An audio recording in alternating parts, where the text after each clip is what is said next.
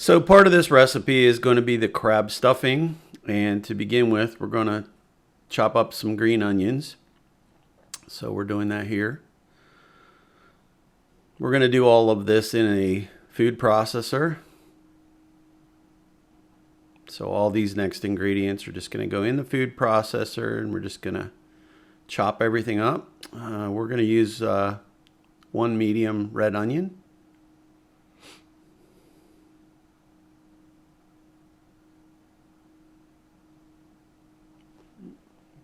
Just mixing everything together in the food processor.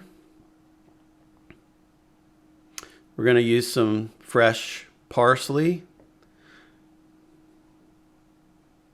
and 2 peppers, your color of choice. All these ingredients are going to be listed at the end of this section.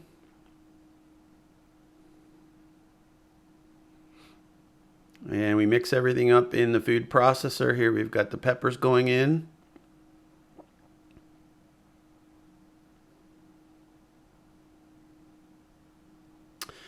And then we put a saute pan with a couple tablespoons of olive oil, and we're going to simmer this and add our remaining ingredients as it simmers on the stove.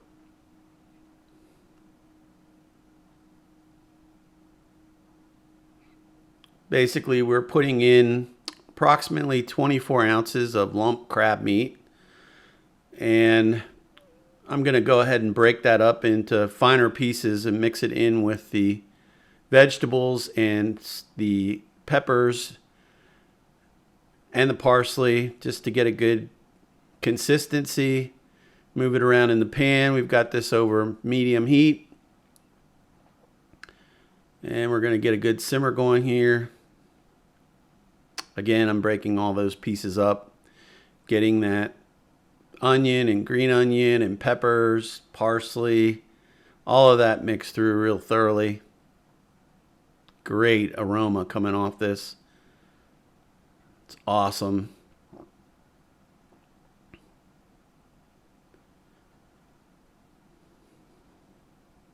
We're going to go ahead and add the rest of our ingredients now.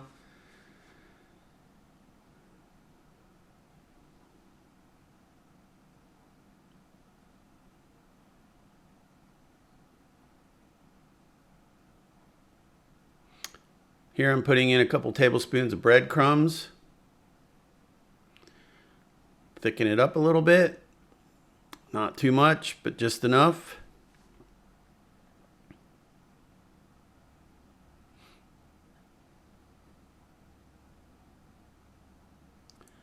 Just mix that all together real nicely.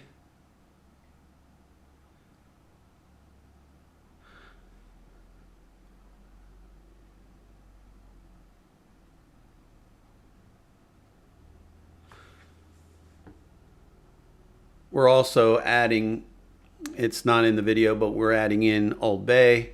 We're adding in Cajun seasoning. It calls for 1 cup of shrimp stock, but you can also just use water.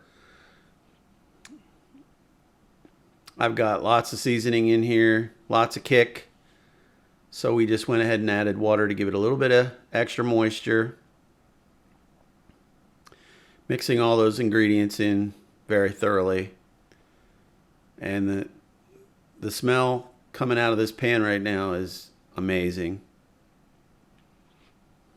So we simmer this, and you want to look for everything to basically cook down, the peppers, the onions, to get translucent. And that's pretty much the stuffing.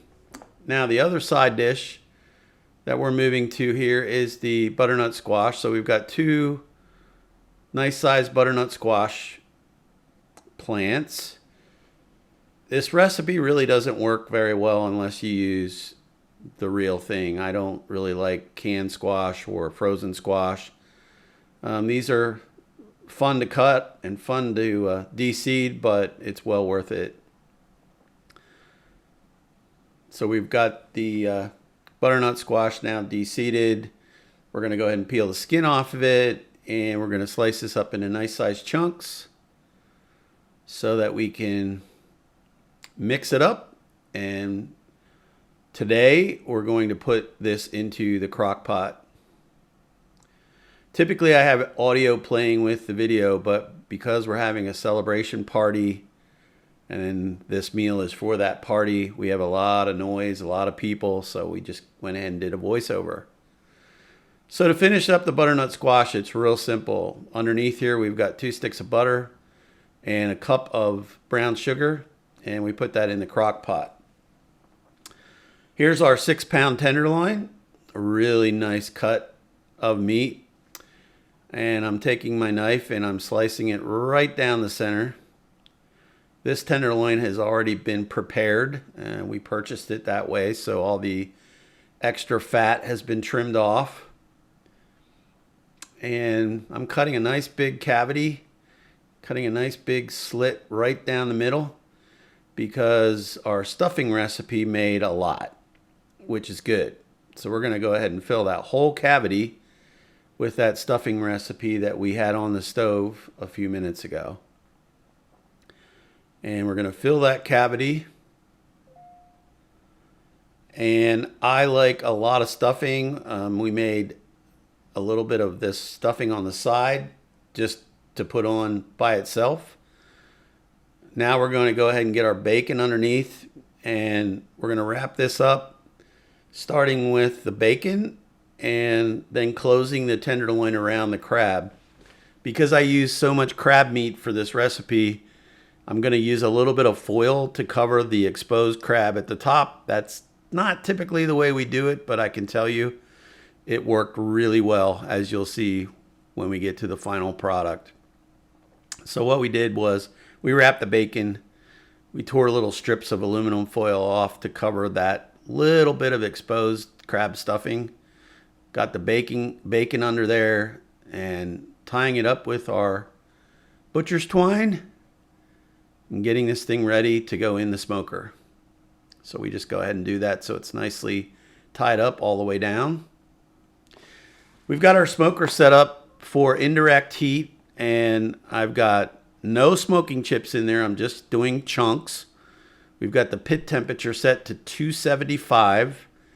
And that's what we're going to do for this 6-pound tenderloin. We're going to keep our pit temperature, utilizing, in this case, my Egg Genius, which controls the ventilation into the egg, and we keep it at 275. So here's our prepped tenderloin.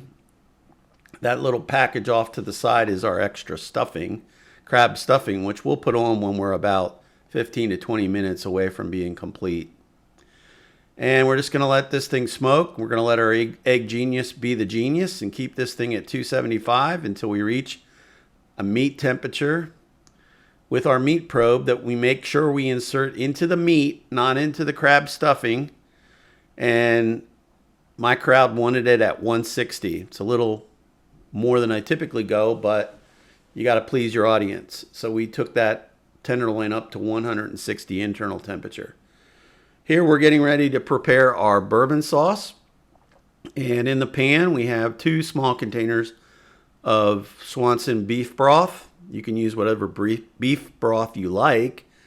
And then to that I added about a half a cup of chopped mushrooms, and we're adding a full cup of heavy whipping cream. We're going to go ahead and let this simmer. Turn the heat down a little bit there. And the goal here is to reduce this by about 50%. So we've got about 2 hours of smoker time. So we're going to let this go. We're going to put in our 1/4 cup of bourbon. I use Buffalo Trace because I like it. Also got to take care of the cook. Yum.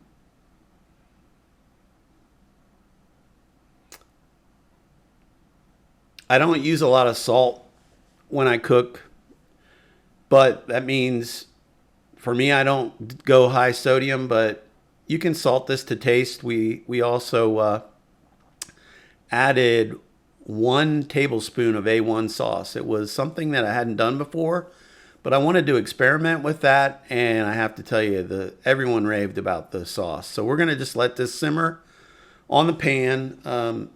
We've got it at a pretty decent boil right now. Got it on medium heat. And like I said earlier, we want this to reduce down by about half. Give it a really good gravy consistency, and just let those mushrooms get well cooked in that broth. And there's the final product. And wow, did it taste yummy. Serve it up with the butternut squash and with the bourbon sauce over top. You can't go wrong.